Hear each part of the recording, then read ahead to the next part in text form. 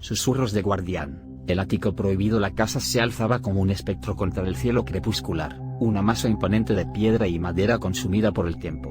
Los nuevos inquilinos, la familia Maya, buscaban un nuevo comienzo, un escape del ruido de la ciudad. Lo que encontraron, sin embargo, fue una pesadilla arraigada en los cimientos mismos de la casa. Desde la primera noche, los susurros comenzaron. Voces suaves, casi imperceptibles, que parecían emanar de las paredes.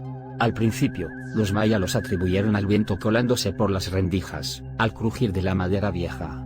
Pero la sensación de ser observados, de una presencia invisible acechando en las sombras, crecía con cada día que pasaba. El ático, una extensión polvorienta y olvidada bajo el alero, se convirtió en el epicentro del terror. Una escalera chirriante conducía a la oscuridad, donde telarañas colgaban como sudarios y el aire olía a moho y a secretos inconfesables. Los Maya acordaron mantener la puerta cerrada, sellando aquel espacio de la memoria y la curiosidad. Pero el ático no estaba dispuesto a permanecer callado. Los susurros se intensificaron, convirtiéndose en murmullos indistinguibles que parecían seguir a la familia de una habitación a otra. Las sábanas se movían solas en la noche, acariciando sus rostros con una frialdad inhumana.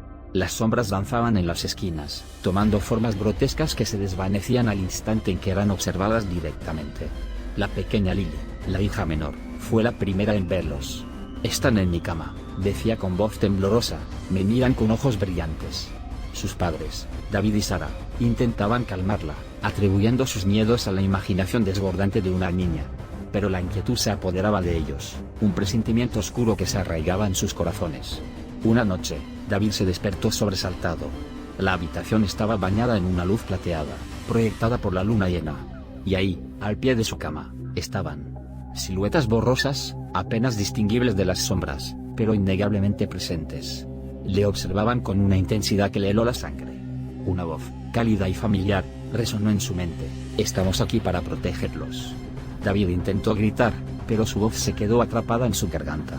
Las figuras se desvanecieron lentamente, dejando tras de sí un frío punzante y una sensación de terror absoluto.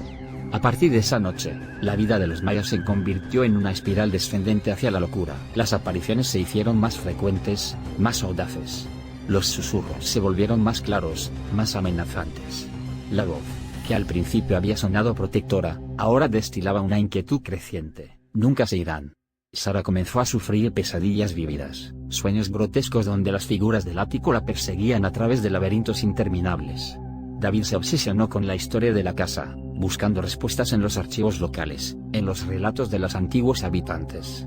Descubrió que la casa había pertenecido a una familia adinerada, los Hawthorne, que habían desaparecido misteriosamente a principios del siglo XX. Se rumoreaba que habían practicado rituales oscuros en el ático, invocando entidades de otro mundo. Algunos decían que habían sellado algo terrible ahí, algo que nunca debió ser liberado. Una noche, presa de la desesperación, David decidió enfrentarse a la fuente de su terror. Tomó una linterna y subió la escalera chirriante hacia el ático. El aire estaba cargado de polvo y de un olor nauseabundo. Las sombras se retorcían a su alrededor, jugando con su percepción. En el centro de la habitación, encontró un viejo cofre de madera. Estaba cerrado con candado, pero la cerradura se había oxidado y cedió fácilmente a sus manos temblorosas. Dentro del cofre, encontró un libro de tapas de cuero, con páginas amarillentas y cubiertas de escritura ilegible. Mientras hojeaba el libro, una voz resonó en su mente, más fuerte y más clara que nunca: «Has abierto la puerta». Las figuras del ático aparecieron a su alrededor, rodeándolo en un círculo de oscuridad. Sus rostros, antes indistinguibles, se hicieron visibles. Eran los Hawthorne, los antiguos habitantes de la casa, atrapados entre este mundo y el siguiente, consumidos por la entidad que habían invocado. «Nos alimentamos de su cordura», dijo uno de los Hawthorne, con una voz hueca y sin vida. «Cuanto más miedo tienen, más fuertes nos volvemos». David comprendió la terrible verdad. No estaban ahí para protegerlos.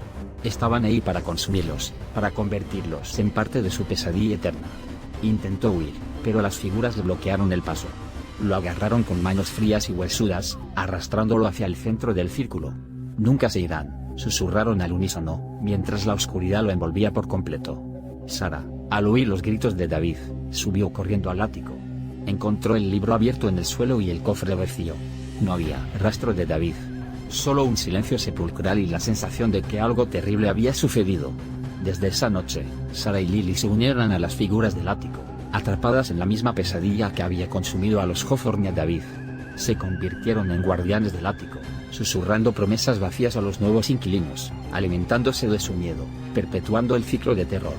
Y así, la casa se alza en la colina, esperando a su próxima víctima, con el ático prohibido guardando sus secretos inconfesables, y los susurros de los guardianes resonando en la noche. Estamos aquí para protegerlos. Nunca se irán.